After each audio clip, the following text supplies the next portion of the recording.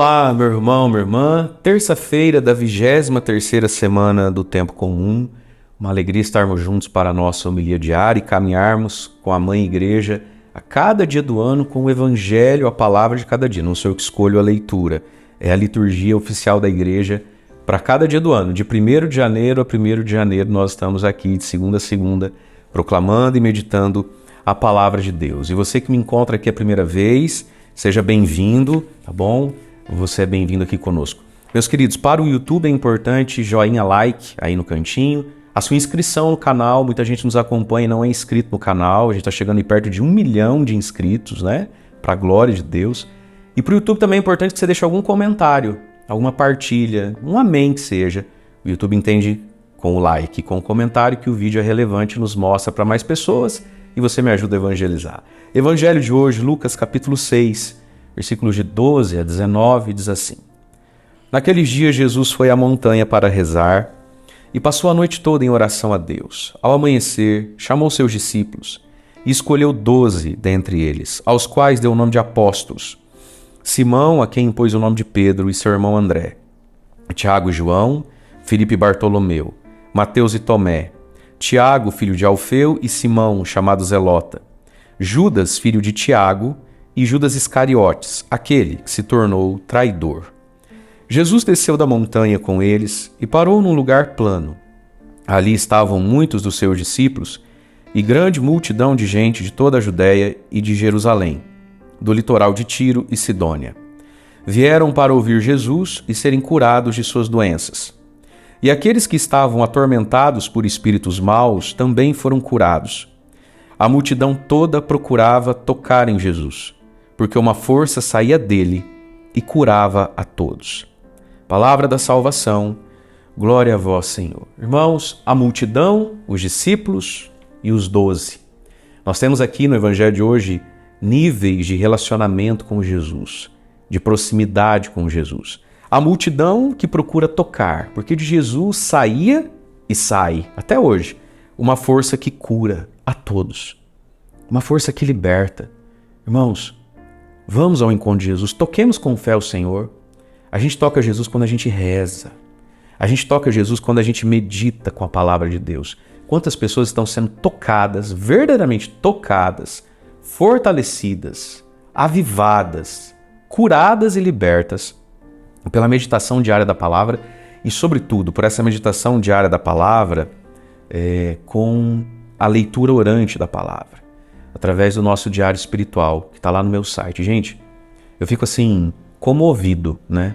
E recompensado, porque as partilhas que eu escuto, sejam quando mandam um e-mail, seja porque colocam lá dentro do próprio site, seja porque acham o WhatsApp da gente, o Instagram da gente, eu não respondo ninguém porque é muita gente, mas o padre de vez em quando lê algumas coisas, né?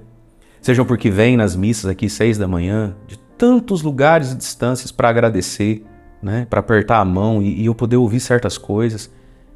Pessoas que fazem o diário espiritual, então pega o evangelho do dia, escuta a meditação, reza, lê lá e gasta ali aqueles minutinhos de oração pessoal com a palavra de Deus.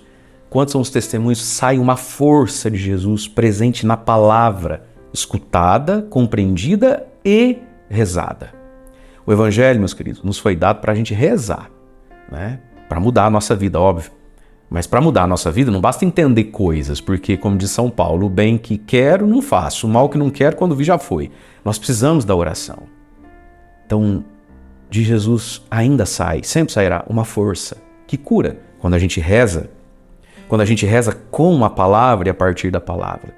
E, sobretudo, quando a gente recebe, celebra bem e recebe bem os sacramentos da fé. O batismo, a confissão, o matrimônio, a crisma e, sobremaneira, né, junto com o sacramento da confissão, o sacramento da Eucaristia. De Jesus sai uma força que cura a todos.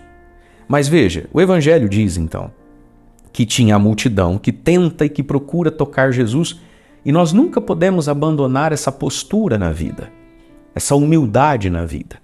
Mas do meio da multidão já tem um grupo maior de discípulos. Diz que Jesus sobe na montanha, ora a noite toda. Depois dessa oração que dura uma madrugada toda, do meio dos discípulos, que a gente não sabe quantos eram, ele escolhe 12 para serem apóstolos, testemunhas dele, ministros dele, né? E os apóstolos nunca podem deixar de ser discípulos. A gente fala assim, os 12 discípulos. Não seria a expressão mais correta, porque Jesus não tinha só 12 discípulos. A gente entende quando fala dos 12 discípulos, nós estamos falando dos 12 apóstolos. Então tem a multidão, né?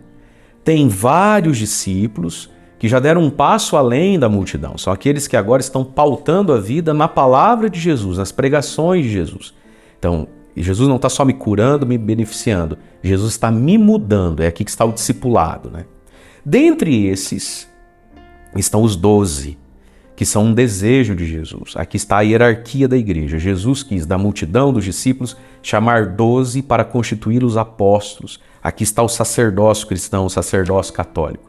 A igreja é a comunidade dos filhos de Deus? Sim, ela é, mas ela tem a sua hierarquia e Jesus escolhe para si pessoas para uma proximidade maior, e sobretudo homens, para dar o sacerdócio. Só que a quem muito foi dado, muito será cobrado, porque essa lista termina dizendo: e Judas Iscariotes, aquele que se tornou o traidor. Veja, de início ele nem era o traidor, se tornou, se perdeu.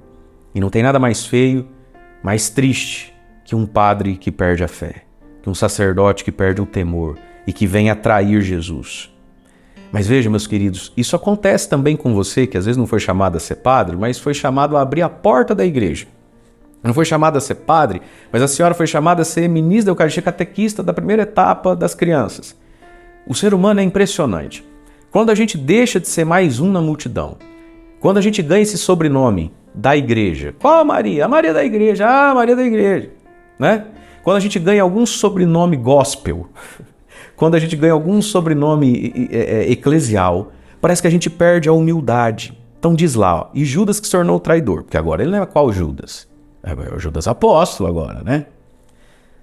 Diz lá o Evangelho, Jesus desce com eles, com esses 12, e para um lugar plano. E ali estavam muitos outros discípulos e multidão de todos os lugares, vieram, e eu vou grifar aqui com o meu verde palmeiras, vieram para ouvir Jesus. Parece que tem gente que porque ganhou um cargo, uma função na igreja, ele já não escuta mais Jesus, né? E serem curados das suas doenças. Não é porque eu sou padre, não é porque você é qualquer coisinha aí na sua comunidade, paróquia ou família, que você também não tem suas doenças e que você não precisa de cura. E aqueles que estavam atormentados por espíritos maus, não quer dizer que a gente não tem os nossos demônios interiores, também foram curados. Veja, queridos, às vezes me impressiona isso. A pessoa tinha uma vida cristã, católica, bonitinha, redondinha, né? A pessoa se confessava ali, a cada 2 meses ela marcava uma confissão, tudo que era formação, retiro, ele ia. Aí ele se tornou alguém, ele ganhou algum posto, algum cargozinho de nada. A pessoa desaparece. Agora ela se confessa uma vez por ano só, no mutirão das confissões, quando vem os padres da outra cidade, e ela vai na fila daquele padre mais velho, com aquele aparelho de surdo desse tamanho na orelha, né? Vai ter um retiro, algo assim mais espiritual, algo que não é protocolar, algo que não é da escala, não aparece mais, não faz mais. Que triste isso. Nós nunca podemos perder essa postura aqui, ó. A multidão tem algo a nos ensinar. Porque a multidão ela tem uma liberdade, a multidão ela tem uma humildade, uma liberdade. Como é um monte de gente que a gente nem sabe o nome, eles não têm vergonha de ir a Jesus. E às vezes a gente introjeta isso. Mas o que o padre vai pensar de mim? A gente vive isso muito dentro da igreja, nas paróquias. O padre que podia tanto ajudar só fica sabendo que o teu casamento está acabando quando já acabou. Por que não falou antes? O padre vai ficar bravo. O que vai pensar de mim? Por que você não procurou um psicólogo, uma terapia de casal? Por que não foi num psiquiatra tomar um remedinho? Você está mal desse jeito. Mas o que vão pensar de mim? Eu sou uma pessoa da igreja. Esse o que vão pensar de mim nos afunda. E talvez foi isso que afundou Judas Iscariotes, aquele que se tornou o traidor. Ele vai trair Jesus num assunto. Dinheiro. Ele não vai vender Jesus por 30 moedas. E lá no Evangelho de João, já pelo meio do Evangelho, diz assim, porque Judas era ladrão, ele roubava a bolsa das coletas, ele tinha esse ponto fraco com ele, desde quando a gente não sabe. Engraçado que Judas Iscariotes viu como Jesus tratou homens que tinham problema com dinheiro. Como é que Jesus tratou Zaqueu? Lembra do Zaqueu? Lembra do Mateus? Judas, amigo, por que você não fez o que Mateus e Zaqueu fez? Por que você não se abriu com Jesus? Você viu como Jesus lida com pessoas que têm o problema que você tem. Mas o que vai pensar de mim, né? Fica chato, fica feio. E a pessoa vai se afogando, né? Vai se atolando sozinha na sua própria lama. Então, meus queridos, louvado seja Deus. Se hoje você se sente uma pessoa chamada para sair da multidão e até mesmo desse grupo de discípulos, louvado seja Deus se o teu sobrenome é da igreja. Mas não percamos nunca a humildade, nós somos filhos. e às vezes somos filhos doentes, endemoniados, nós precisamos do toque, nós precisamos continuar ouvindo Jesus, nós não podemos parar de ouvir Jesus, senão a gente se transforma num traidor. Deus abençoe você. Em nome do Pai, do Filho e do Espírito Santo. Amém.